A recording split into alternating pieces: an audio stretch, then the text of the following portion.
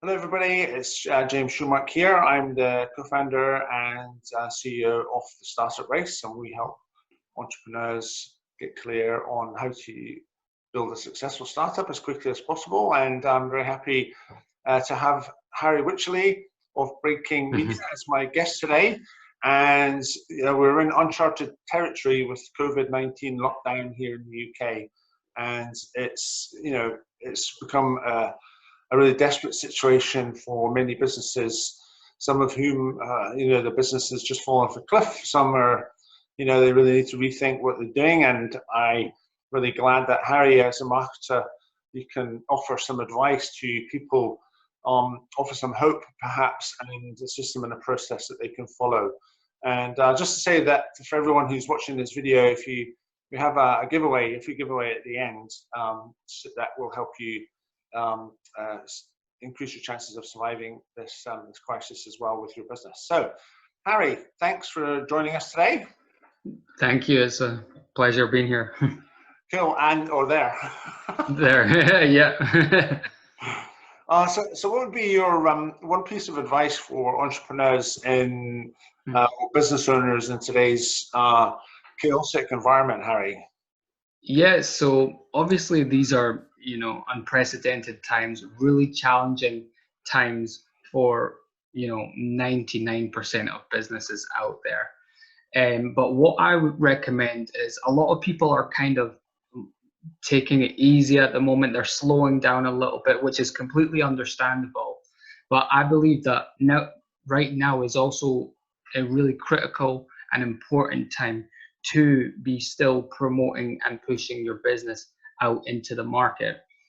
Advertising costs are down right now because everyone else is not promoting, and your competition are, they're going to be asleep right now. So it's actually a really good opportunity to start building up the relationships, the awareness of your brand, your business, so that when this does pass, and it will pass, then you're going to be able to, thrive when it's all over. People are going to know who you are.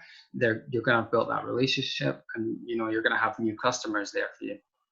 Yeah, well, that's a very acute concept to think about right now. And I guess if we were to try and apply the Pareto principle to the situation, the 80-20 rule, 20% of entrepreneurs or business owners will be thinking just exactly about the things that you just mentioned, and the other 80% will probably be edging out, or getting down, or thinking, oh, it's all over, I can't do anything with this. And people need to decide which category they want to be in, whether they want to be one of the 20%, or they're just going to remain in one of the 80% who are just chilling out. Wow. So what would be the first steps? How would people? What should people be doing and thinking about if they're going to be in the 20% who want to be ready for when things turn around? What should they be doing?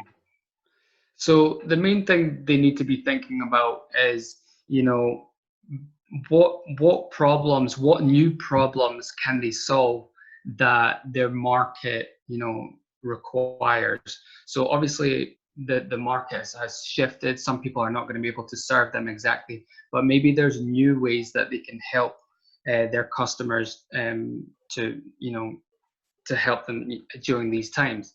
So for example, in the marketing space, a lot of marketing budgets have been reduced quite significantly. So a lot of people have gone from let me do this for you to let me show you how to do this, or let me coach you on how to do this. So that's just one of the ways you can do this. Or maybe if you're a service business doing a product business, or vice versa, changing your product into a service type of business. So it's just about thinking about the different problems that have occurred for your market right now, and what way you can pivot to solve that need in the short term, just to keep cash flow up. Or if not, if there's no way that you can change what it is you're doing, then you just want to start focusing, like I said earlier, on the relationships, keeping your presence amongst your customers, really strong, and looking at partnerships. Right now is a really good time to partner up with other people who serve your customers, build these relationships, because they're also going to be struggling. So they want people to work with at the moment. So that would be something that'd be really useful. Yeah, and the other one we were thinking about the principle of a startup team or a business team. It's not necessarily about the idea that they should prioritize, but actually hopefully they've got the right people on the bus, and they're now trying to solve a problem for a customer, but the customer's problem. Obviously, it's good to stick with a customer intimately, and you get an idea of what their new problems are, and then you can just think about how to address that new problem. So it's the same person that you know and understand. It's just that you need to understand what problems they're facing. And I guess in entrepreneurship, we would recommend something that Steve Blank, who was Eric Ries's mentor, who wrote the Lean Startup, customer discovery. It's actually getting out there and talking to your customers, and as you recommend, keeping in touch, asking people what problems are you facing right now, what challenges are you facing right now, and it should be easier because you've got a relationship with them already. And so the idea is that you still want to be helping your customers, but they'll tell you the way in which that can be achieved. Yeah, exactly. Okay, and so how are you actually applying this in your business? You mentioned before one thing that you're partnering up with. Well, you're not. In a sense, you're working in partnership with your customers. You're coaching them, as you say, so they are not outsourcing everything to you. What else are you doing? Yeah, so as you mentioned, I'm helping to provide coaching, consulting type of work for some of my clients. So, for example, I have a dance school client, and she's obviously moved her classes online, doing live classes, and luckily a lot of her clients, her local customers, they want to support these businesses. People want to help in these times. They know that people are going to be struggling out there. So she's doing her live classes. I'm helping her to promote and funnel people into these live classes. And now, amazingly, that we're online, she doesn't have to be location tied. So before it was just like the likes of the Edinburgh area, but now we can bring in people from outer Edinburgh, people who wanted to join her school but were based in like Fife and things like that. So there is opportunity, and it's just thinking creatively about how you can change that. So she's making a pivot then, or she's making an adjustment in her target area, and as long as people are in the same or similar time zone, then your market has actually increased. With exactly. You're absolutely right. So like before, you could only handle say 20, 30 people in a class, which would be a challenge, but now you can take unlimited. It does come with other different challenges, technical issues, all that type of stuff. And nothing is going to beat physical classes and learnings and things like that, but she's just looked at a creative way to serve her audience, and they're willing to pay for that. They want their kids to stay active. So what's the specialisms that you bring to your clients, Harry? How do you help them? Yeah, so I help them in two or three ways. I mainly focus on Facebook and Google advertising. So getting local awareness through, these days everyone is on Facebook, Instagram, or they're searching on Google. So I help my clients get found in those areas and get new local customers. by being in those areas. So when it's from a Google perspective, it's making sure that they're at the top for their service, their product that they're offering. Or from a Facebook platform angle, it's putting their business in front of their target customers, which is the great thing about Facebook, which owns Instagram as well, is that you can target specifically who you want to be in front of. So for example, going back to my dance client, her target market is mums with kids aged between 5 and 12. So this is something that you can specifically target on the likes of Facebook and Instagram, which makes it so powerful. Wow, that's cool. And okay, so you help them with being found in Google and Facebook. And who is your ideal client? Because obviously you have to be specific yourself. Yeah. So my ideal clients that I've been working with actually have been in the health and fitness space. So coaches, gyms, dance schools, these type of clients are the ones I've been mainly working with. But I also do help people in other different industries. Right now I'm helping people in real like a real estate agent and things like that. So mainly in the health and wellness space, but I can help anyone who I think has a chance on Facebook, and everyone needs to be on Google as well. Yeah, it's you mentioned earlier on that people, it's not necessarily, it's harder to help startups than it is established businesses. So maybe you want to just talk about that for a little bit. Yeah, I mean, so for a startup, it's obviously a little bit different, and it depends what type of startup, but usually people aren't really necessarily searching for the brand yet. So a lot of what a startup needs to do is branding. So that is where I can help with them. So that's where Facebook and the likes of social media marketing will come into play.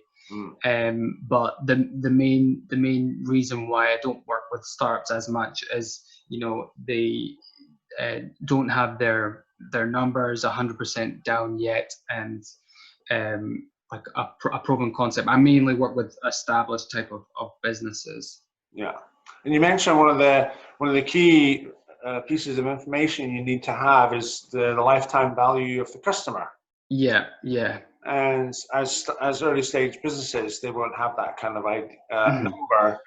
Obviously, they can try and work that out, and this is part of the goals for early stage startups to achieve, is to work out the lifetime value, the cost of acquiring a customer, all these other numbers before they put the fuel in the rocket, the marketing rocket, as it were.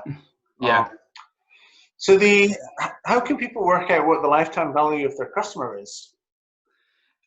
So lifetime value is based on how much they think each customer is going to be worth to them. So each business is going to be really different.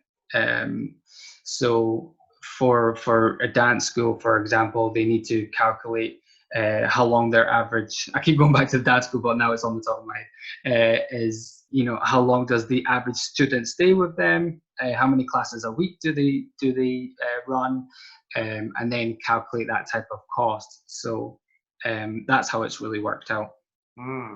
Yeah, and Eric Ries actually mentions this in his book, The Lean Startup, in that the cost of acquiring the customer needs to be lower than the profit that they make from the customer after all the expenses are taken out. Otherwise, you'll end up in the red.